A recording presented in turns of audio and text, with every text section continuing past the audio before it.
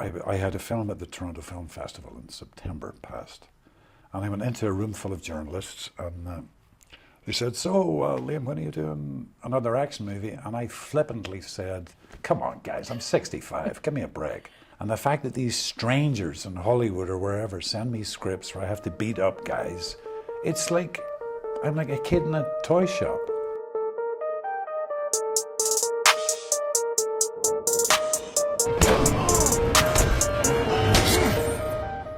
Here's the thing, almost nobody connects to that clip though.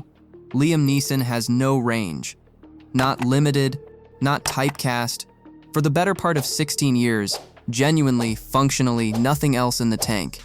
And the strangest part is, he's basically admitted it himself, more than once, without ever quite putting it that bluntly. That same guy, same low voice, same dead calm stare, some version of the exact same promise, shows up again in a hotel hallway in New York, then on a plane at 30,000 feet, then on a train, then, of all places, behind the wheel of a snowplow, presumably the one high-speed vehicular revenge scenario nobody had gotten around to yet. Different posters, different taglines, same man saying some version of the same 6 sentences for the better part of 2 decades. Somewhere around film number 7 of this exact routine, critics stopped reviewing Liam Neeson as an actor and started reviewing him like a vending machine. Put money in, get the exact same product out, every single time. One phone call, one moral monologue, one kidnapped relative, no substitutions.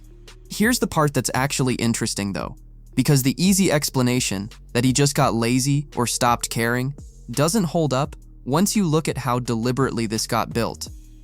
This isn't really a story about an actor losing his instincts. It's a story about an entire industry finding a formula so cheap and so reliably profitable that walking away from it stopped making any financial sense at all, and Neeson riding that formula for a lot longer than anyone, including him, probably expected.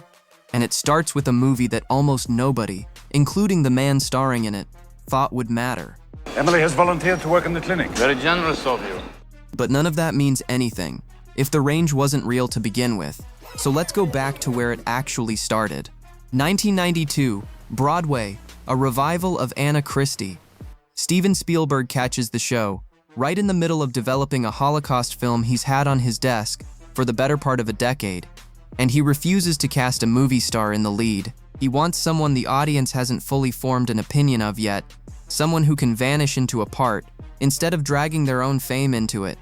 He offers Neeson the role of Oscar Schindler, and then does something almost nobody knows about to prep him for it. He hands him home videos of a friend who'd recently died, a Time Warner executive named Steve Ross, and tells him to study the way the man walked into a room, the way he made people relax around him, just by existing near them. Not the accent Spielberg's after, the presence. The film comes out in 1993. Neeson gets an Oscar nomination for it.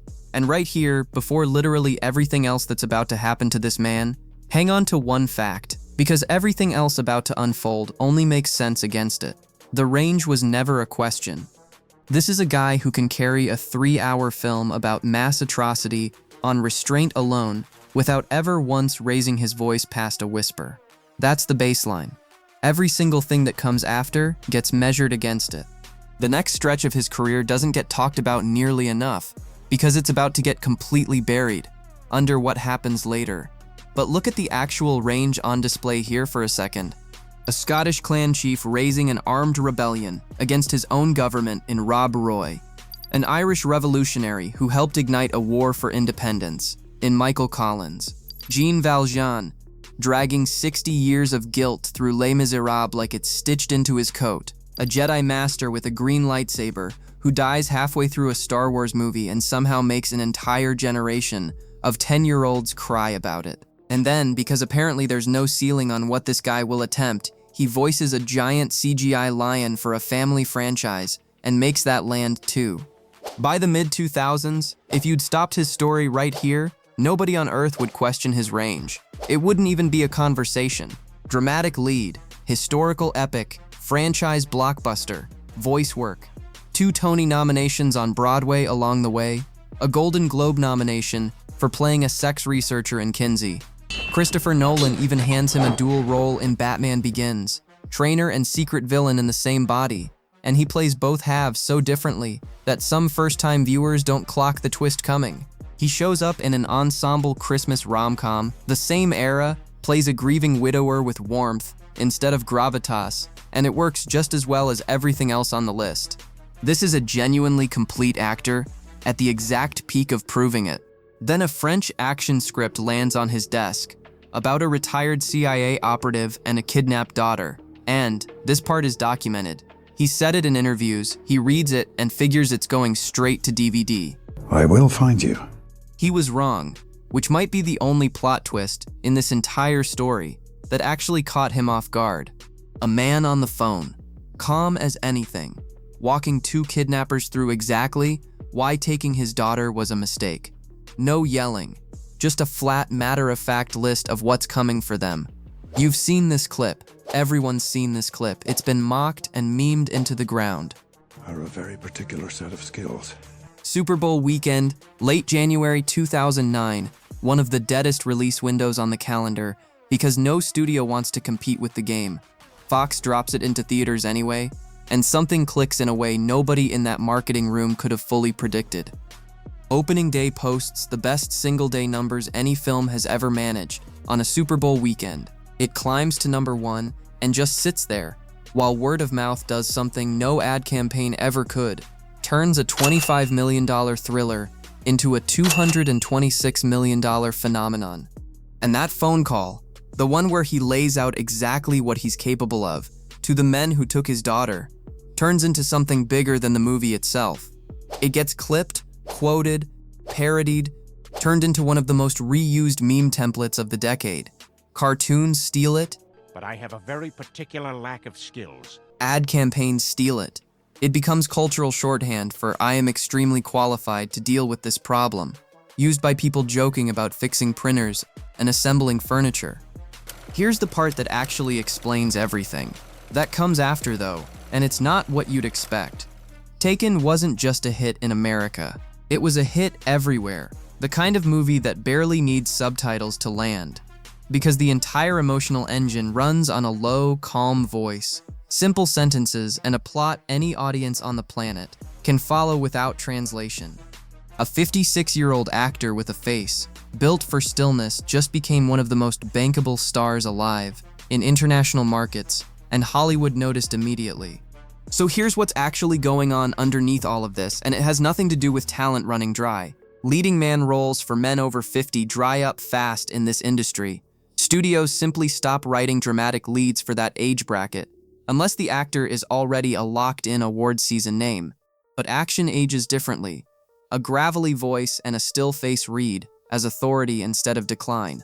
In Neeson's specific style of action, quiet, comparatively cheap to shoot, minimal reliance on CGI spectacle, dialogue simple enough to dub into practically any language without losing a thing, turned out to be one of the most efficient products the industry had. Inexpensive to make, reliably profitable overseas, and it never asked him to do anything he hadn't already proven a dozen times over that he could do without breaking a sweat. Taken made $226 million worldwide, off a $25 million budget. The sequel that followed a few years later did even better. By the time the third one landed, the entire genre had a nickname critics actually use, Geriaction, and Neeson wasn't even the only one doing it. Studios started building the same play around other aging stars almost immediately, chasing the exact same math: low budget, older lead, global appeal, minimal creative risk. Neeson just happened to be the one who did it first, did it best, and then kept doing it and doing it and doing it. Unknown, 2011. The Gray, 2012. Same year as Taken 2. Non-Stop and A Walk Among the Tombstones. And Taken 3, all three in 2014 alone. Run All Night in 2015. The Commuter in 2018. On their own, every one of these plays completely fine as a Friday night thriller. Stacked next to each other, they start looking less like a filmography and more like the same 48 hours of footage, reshot 9 different times with new wardrobes. Strip any one of them down to its skeleton, and you get the identical parts every time. A quiet man with one very specific, very lethal skill. You know the one. Always exactly one event away from retirement. An agent who just quit. A hitman about to hang it up for good. A drinker who just lost his last job because of the drinking. And there's always a family member, built into the backstory somewhere, doing exactly what the plot needs. A wife and daughter to rescue in the Taken films. A missing wife to track down an unknown. A son to protect and run all night. And when there's no actual family on hand, the script just hands him a substitute, like the homeless teenager, in A Walk Among the Tombstones. Swap the poster art and the accents, and the fight choreography from one of these films could get dropped into any of the others without a single person in the audience noticing. Even the casts around him start looking recycled. Barely any big names sharing the poster with him, one recognizable face buried in a supporting role, and directors who never bring their own signature style loud enough to compete with his. Ask yourself honestly, could you tell half of these apart in a lineup if nobody showed you the titles? Don't feel too bad about it. Some weeks, neither could the marketing department. It's not an accident. It's a formula built to need exactly one thing to work, and that one thing is never going to surprise you twice. And look, if you're the kind of person who actually catches patterns like that, instead of just letting a movie wash over you, that's precisely why this channel exists. So go ahead and hit subscribe right now, before you forget, because the next part of this pattern gets a lot stranger than a repeated fight scene. For over a decade, this becomes the only version of Liam Neeson the world gets access to. Not because the talent evaporated, because the formula was quietly printing money in places like South Korea and across markets in Asia and Latin America, and no studio executive on the planet was going to interrupt a machine running that smoothly just to let him stretch a little. Here's where it gets more complicated than the easy version of this story though. Because buried right in the thick of all those interchangeable thrillers, he keeps sneaking something else in on the side, almost like he can't fully let go of the actor he used to be before all of this. In 2014, the exact same year as two of his biggest action sequels, he does a full comedic western with Seth MacFarlane, playing it completely straight for laughs, no gravitas required, which might be the single strangest sentence in this entire script. In 2016, Martin Scorsese casts him in Silence, a slow, spiritually brutal film about faith collapsing under torture in 17th century Japan, about as far from a Taken sequel as a role can physically get. In 2018, he shows up in the ensemble of Widows, a heist thriller built entirely around grief and betrayal, where he barely gets to be the hero at all, arguably the opposite of every single thing audiences expect from him by that point. Nobody remembers these the way they remember The Phone Call. Posters for Silence barely got a wide release. The marketing never leads with any of them. And when Silence actually opens, it earns strong reviews across the board and grosses almost nothing at the box office, which is its own quiet lesson about what this industry actually rewards. But they're sitting there quietly the whole time, proving that whatever made Schindler work never actually went anywhere.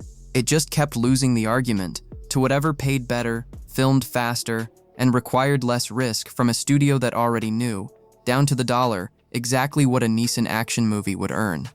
By 2017, something starts to crack in the way he talks about all of this publicly for the first time. In an interview with Sky News, the same clip this video opened on, he basically throws his hands up about the offers still flooding in.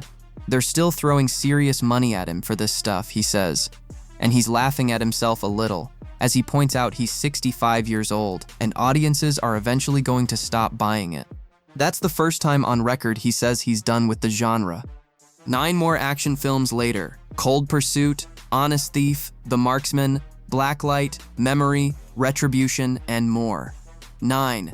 You'd think somewhere around film number 4, somebody in his camp would have gently mentioned this to him, and then in 2024, at 72 years old, he says almost the identical thing again, this time to People magazine. It has to stop at some stage, he says. You can't fool an audience forever. He doesn't want his longtime stunt double fighting his fight scenes for him, while he just stands there pretending it's still him doing the work. 2 separate retirement announcements, 7 years apart, and the same underlying reasoning both times. his age, and a refusal to fake his way through it, which is, in its own strange way, the most honest review this genre has ever gotten, delivered by the one person in the entire arrangement who actually had the most to lose from saying it out loud. And then, in 2025, comes the detail that closes this entire story better than any critic could have scripted it for him. He signs on to play Frank Drebin Jr. in a reboot of The Naked Gun, a role built from the ground up to parody exactly the kind of stone-faced, unshakable action man he'd been playing completely straight for 16 consecutive years. The entire joke of the film is his face. Somewhere, a stunt coordinator who spent 16 years choreographing broken necks finally gets to just tell him to fall down a flight of stairs instead. That same flat, unblinking delivery that once sounded like a genuine, credible threat to human traffickers now gets pointed directly at pratfalls and slapstick, and it works. It actually works. Precisely because audiences have spent a decade and a half being trained to take that exact expression dead seriously. It took him 16 years to finally let the world laugh at the thing it had long since stopped questioning. Think about what actually had to happen for that casting to make any sense at all. A studio had to look at a man known for grim, whispered threats and decide the funniest possible move was pointing that exact energy at a parody. That only works if the audience has spent well over a decade agreeing, without ever quite saying it out loud, that they already know exactly what a Liam Neeson performance is going to give them before the film even starts. The joke isn't written into the script. The joke is the 16 years that came before it. Schindler's List proved the range was real from the very beginning. 16 years of near-identical thrillers proved exactly how far a studio can stretch a formula before an audience starts finishing the actor's sentences for him. And The Naked Gun, of all the possible endings this story could have had, might be the smartest career move he's made since 1993, because for the first time in a long time, he's not fighting the joke. He's in on it. There's a version of this story where the industry gets all the blame and Neeson gets none of it, and that's not quite honest either. He kept signing the contracts, he kept showing up. Somewhere along the way, doing the reliable thing stopped being a compromise and just became the job. Somewhere between the actor who studied a dead friend's home videos to become Oscar Schindler and the 70-something man who spent years trying to talk studios into letting him stop, there's a version of Liam Neeson most people never got enough of. The range never left. It just kept getting outbid. Every single time, by a formula too cheap and too reliable for anyone to ever say no to. See you in the next one.